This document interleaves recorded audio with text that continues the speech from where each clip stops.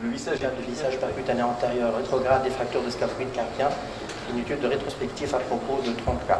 Les fractures de scaphoïde carpien représentent 60% des fractures du carpe. Ça intéresse essentiellement le sujet jeune et dont le mécanisme le plus décrit, c'est un mécanisme indirect, chute sur le poignet d'hyperextension. En absence de traitement, l'évolution vers certaines complications est inéluctable. Le traitement jusqu'à aujourd'hui, c'est un sujet de controverse. Le traitement percutané fait aujourd'hui l'unanimité. L'objectif de notre série, c'est d'évaluer la technique de vissage percutané antérieur des fractures de scaphoïde en termes de consolidation, complications et résultats fonctionnels et comparer les différentes moyens thérapeutiques utilisés en termes de résultats. Il s'agit d'une étude rétrospective concernant 30 cas des fractures récentes de scaphoïde carpien traitées par vissage percutané antérieur rétrograde colligé entre janvier 2014 et juin 2016. Nos critères d'inclusion étaient les fractures de scaphoïde récentes datant de moins de 1 mois, non ou peu déplacées, survenant chez des patients âgés au-delà de 18 ans. L'installation se fait au bloc opératoire, en garrot pneumatique à l'arration de membres gonflés à la demande. L'intervention se fait sous anesthésie générale au loco régional. Toute l'intervention se fait sous contrôle de l'amplificateur de brillance qui permettra de donner des clichés instantanés de face et de profil de poignet ainsi que l'incidence de Schneck pour le scaphoïde. L'intervention est démarrée par un abord palmaire en regard de l'articulation scapho-trapézienne de 5 mm qui permettra d'introduire une broche guide enfoncée dans le grand axe de scaphoïde. Une fois que le contrôle radio est satisfaisant, la préparation du trajet de la vis se fait par une taille spécifique qui permettra en fait de créer le trajet de la vis de Scarf qui sera donc enfoncé par la suite à travers la broche guide pour comprimer le foyer. Donc l'évaluation de la compression se fait par le contrôle radioscopique sur les différentes incidences. L'immobilisation post-opératoire étant faite par une manchette plâtrée prenant le pouce en abduction pendant une durée de 6 semaines. Les activités quotidiennes sans contrainte sont à faire jusqu'au 3e mois et la rééducation doit se faire sans cooptation pour éviter la compression intracarpienne. Au recul au moins de 26 mois, les résultats fonctionnels ont été estimés sur le score de Quick Dash ainsi que la mesure de façon bilatérale des amplitudes articulaires alors que l'évaluation radiologique est faite sur les incidences de phase et de profil ainsi que l'incidence de Schneck. Le score Dash à repli se base essentiellement sur l'évaluation de 3 modules, un pour la vie quotidienne, un pour la vie professionnelle et un pour les activités sportives et artistiques. La valeur mesurée est donnée en pourcentage. Le résultat de notre série trouve que c'est une pathologie qui touche les sujets jeunes, dont l'âge moyen de notre série était de 25 ans, avec une prépondérance masculine qui est nette. 60% étaient des travailleurs manuels, 100% étaient autonomes avant le traumatisme. Dans 60% de cas, la fracture a touché le côté droit. Concernant l'étiologie, les accidents domestiques étaient l'étiologie la plus fréquente dans 55% des cas. Le mécanisme indirect était rapporté dans tous les cas. Quant aux douleurs donc au signe clinique, on a constaté que 100% avaient des douleurs à la palpation de la tabatière anatomique et le DEM était présent seulement dans 40% des cas, alors que le chymose seulement dans 10% des cas. Les lésions associées étaient une fracture de la diaphyse radiale dans seulement un seul cas, et puis les fractures métacarpiennes dans seulement 2 cas. En fonction de la classification de Schamberg, 50% le trait passe par la zone 4 et 30% des cas où le trait de fracture passe par la zone 3, alors que 20% passe dans la zone 2. 83% étaient des fractures strictement non déplacées.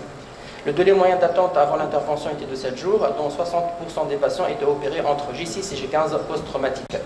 Dans 60% des cas étaient opérés sous anesthésie générale. La durée moyenne de l'intervention était de 23 minutes, avec une seule vis posée dans 100% des cas. La longueur moyenne de la vis était de 22,8 minutes.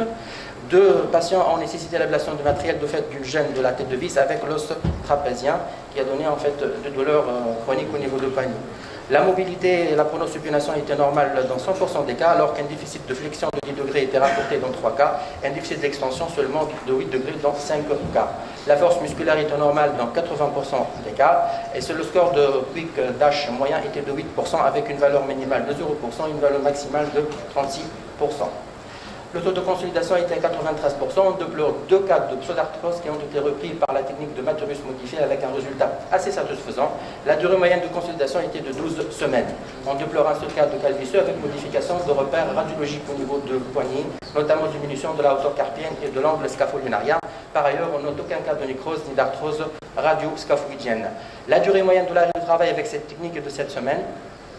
On va illustrer en fait 2 cas de nos résultats. Un cas, donc le résultat était excellent chez un patient âgé de 19 ans qui, suite à un accident domestique présentant une fracture en zone 3 de Schoenberg, il a été vissé par une vis de Scarf de 24 mm de longueur qui a consolidé aux 13e semaine sans nécrose et sans calvissure avec un score de Dash à 15% avec de bons résultats fonctionnels. Le deuxième cas, c'est un patient de 42 ans qui présente une fracture en zone 4 ayant nécessité un vissage rétrograde par une vis de 26 mm de longueur et a présenté au recul un cale visseux rotatoire avec une diminution de la hauteur carpienne ainsi que l'angle scapho-lunarien. Le score de Dash au recul est de 36%. En discussion sont des fractures qui sont fréquentes, dont le traitement est controversé entre le traitement orthopédique contraignant et le traitement chirurgical à ciel ouvert qui nécessite une voie d'abord extensive, d'où l'intérêt de vissage percutanique actuellement en vogue. Nos résultats sur le plan épidémiologique sont en corrélation avec ceux rapportés par la littérature qui montrent la prédominance de cette pathologie chez les sujets jeunes de sexe masculin. Concernant en fait le type de la fracture, on a constaté que nos résultats sont en corrélation avec le symposium de la SOFCOT de 87 qui montre la fréquence de type 3 et type 4 de cette fracture. Concernant le délai de consolidation, le traitement par vissage percutané a permis un délai de consolidation plus rapide comparativement au traitement orthopédique ou aux autres moyens, ainsi qu'une reprise rapide de l'activité professionnelle. Aussi pour l'amplitude articulaire ainsi que la force musculaire, le vissage permet d'avoir de meilleurs résultats. Le résultat selon le score de Dash moyen a montré que nos résultats sont en corrélation avec le résultat donné dans la littérature. La complication classique et la plus rapportée était la pseudarthrose dans toutes les séries. En conclusion, le vissage percutané des fractures de scaphoïde est une technique qui est fiable. Elle permet d'obtenir une consolidation plus rapide avec une mobilisation limitée. Les complications sont rares et ne doivent pas contre-indiquer l'intervention. Les résultats dans le fonctionnel sont excellents et dépendent de la bonne maîtrise de la technique. Et merci de votre attention.